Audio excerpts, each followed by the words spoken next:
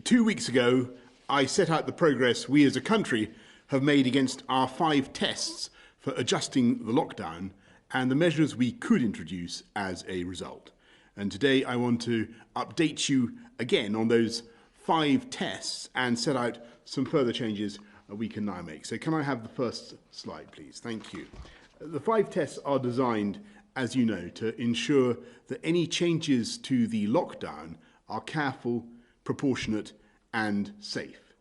They combine analysis of the latest data on the spread of the disease with assessments of how well we are placed to meet the operational challenges posed by the virus.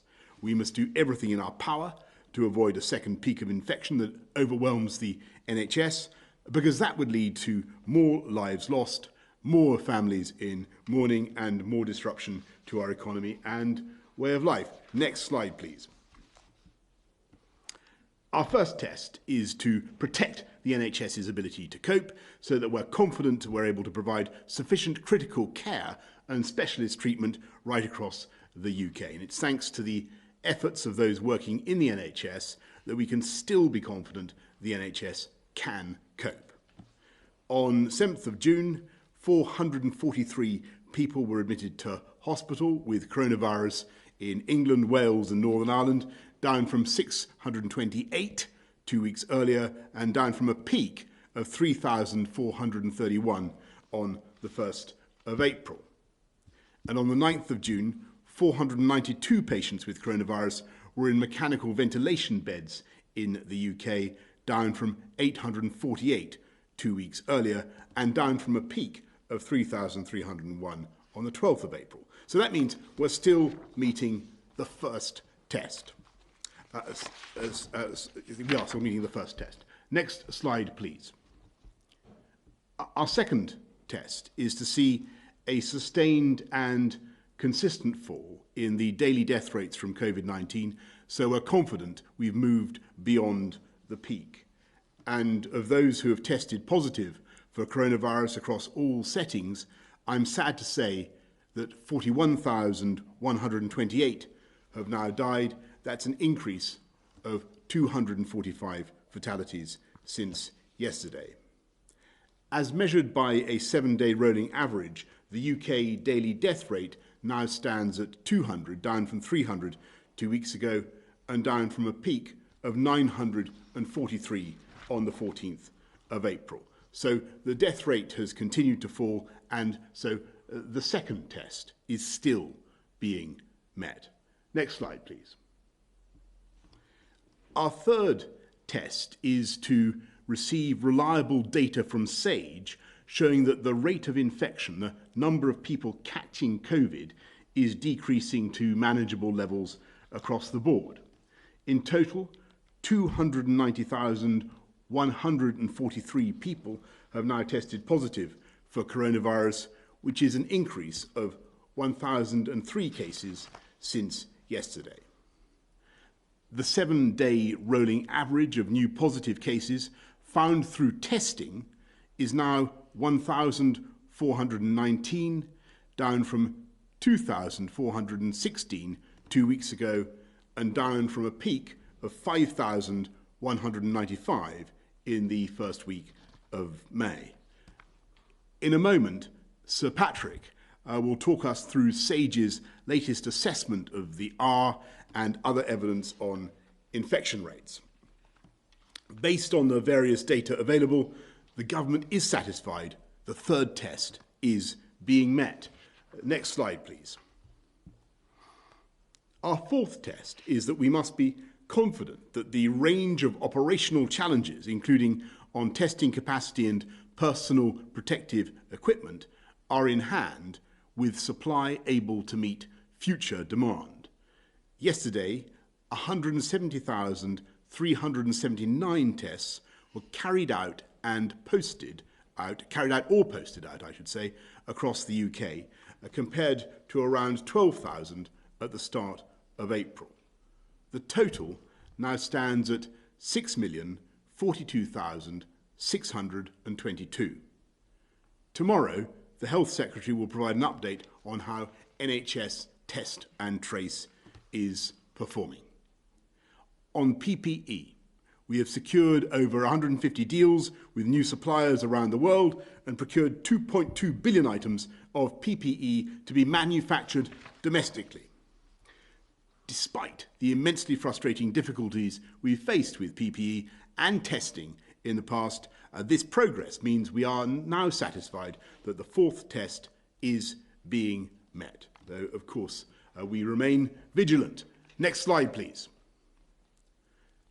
Our fifth and final test is that we must be confident that any adjustments to the current measures will not risk a second peak of infections that overwhelms the NHS. And I'm grateful to the Chief Scientific Advisor and the Chief Medical Officer for their advice on the measures I'm about to set out.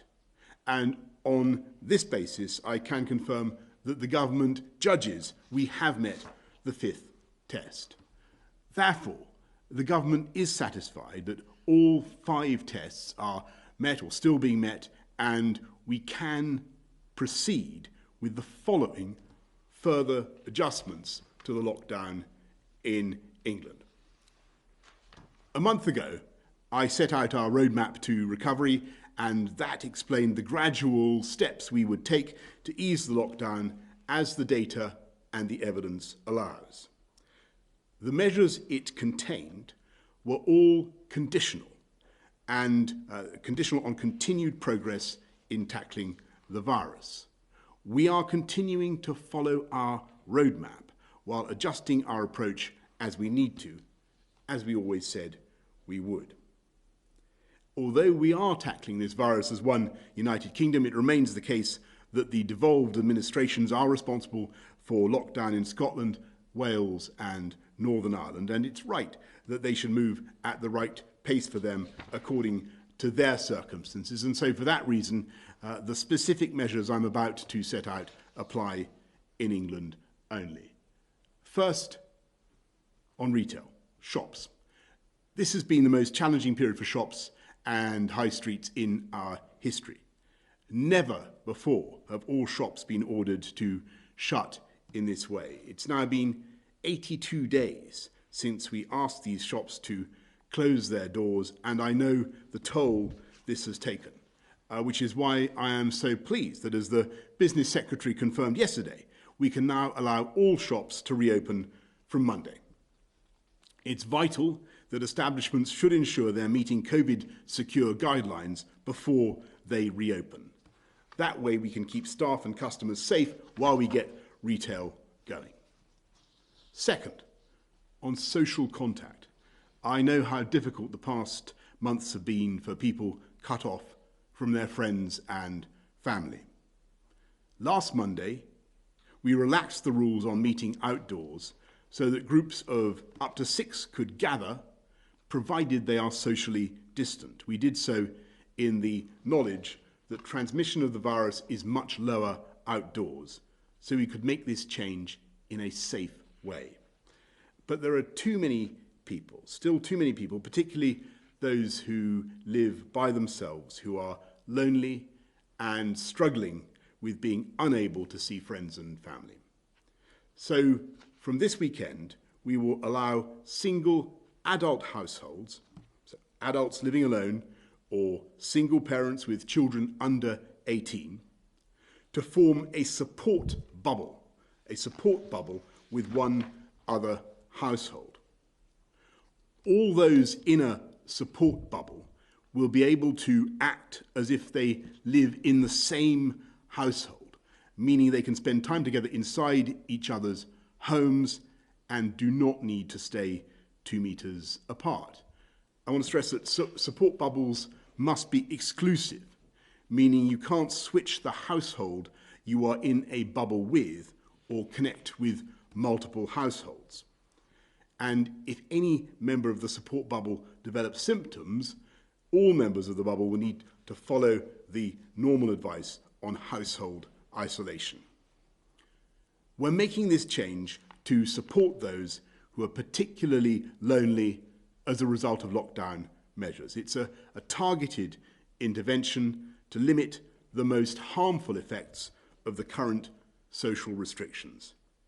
It is emphatically not designed for people who don't qualify to start meeting inside other people's homes, because that remains against the law. Unfortunately, we cannot advise anyone who is shielding to form a support bubble at this stage, given their particular vulnerability to the virus. However, I want to say I know how hard it is for those of you who are shielding, and we will say more next week about the arrangements that will be in place for you beyond the end of June. Third, on outdoor attractions. Because the risk of transmission is lower outdoors, we can open up some more outdoor attractions for people to enjoy this summer. So from Monday, we will allow outdoor attractions where people can stay in their cars, such as safari parks and drive-in cinemas, to open. I'm very grateful to the zoo industry for their cooperation and forbearance, and I'm happy to confirm that they too can reopen from Monday, provided visitor numbers are managed and safeguards put in place. That includes keeping indoor areas, such as reptile houses, closed and facilitating social distancing. Finally, we will allow places of worship to open for individual prayer this weekend, and I hope that will be of some comfort to those of faith who have been unable to go to their place of worship. As set out in our roadmap, the next set of changes, step 3, will not begin until the 4th of July at the earliest, as the evidence allows. I know that these changes are only incremental, and that some of you, many of you, may be hoping and waiting for more. I also know that people will once again find anomalies or apparent anomalies in what people can and cannot do. And as I've said before, I'm afraid that is just inevitable when we're only able to give people a small amount of the freedoms that they usually enjoy. We will continue to remain cautious and measure the effect of the changes that we make. And as I've always said, we won't hesitate to apply the brakes if that is what the situation requires. And that has meant moving slower than we would have liked in some areas. It's because the rate of infection is not yet quite low enough, and because we're not able to change our social distancing advice, including smaller class sizes in schools, that we are not proceeding with our ambition to bring back all primary pupils, at least for some weeks, before the summer holidays. Instead, we're working with teachers to bring back as many pupils as we can within those smaller class sizes. We do fully intend to bring back all children back to school in September, provided the progress we are making continues, so I hope it will.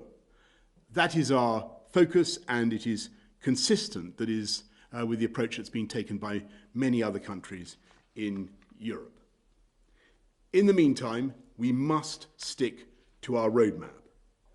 I urge everyone to continue to show restraint and respect the rules which are designed to keep us all safe. And it's only because of the restraint that everyone, you've all shown so far, that we're able to move gradually out of this lockdown. So please, to repeat what you've heard so many times before, stay alert, maintain social distancing, keep washing your hands, help control the virus by getting tested if you have symptoms and isolating if you are contacted by NHS Test and Trace. Then, if we all do that together, we'll all save lives and begin to rebuild our country.